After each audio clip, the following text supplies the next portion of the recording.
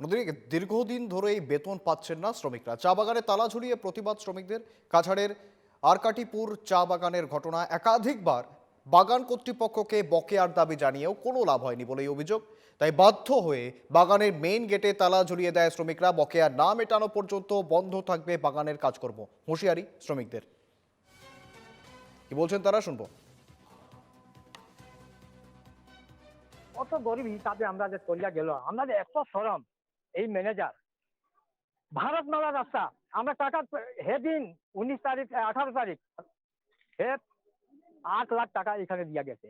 আমরা পেমেন্ট আমরা জানি নিশ্চিন্ত হয়ে গেছি, আমরা টাকা পাইলেছি, পেমেন্ট আমরা পাইলাম, কিন্তু এই টাকা তো আমরা পেমেন্ট হইল না। আমরা বাগান চালানোরও পথে আছি না। আমরা চাই না কি যেহেতু বাগানটা নষ্ট হোক, আমরা যেহেতু চাই না কি আমরা বাগানটা নষ্ট হোক, এতে আমরা তারও সুবিধা লাগে। আমরা কইছি কি আমরা আজকে শুধু আজকে পেমেন্ট আমরা করে দিন, আজকে ওখানে আমরা কাজে যাইমু। তারপরে যেহেতু ওই যে টাকা আমরা রয়েছে, বোনাসের পয়সা রয়েছে, আর ওই যে আপনার ঠিকা পয়সা রয়েছে, আপনার 2 দিন পরে আমরা দিই, আমরা অত রাজি আছি।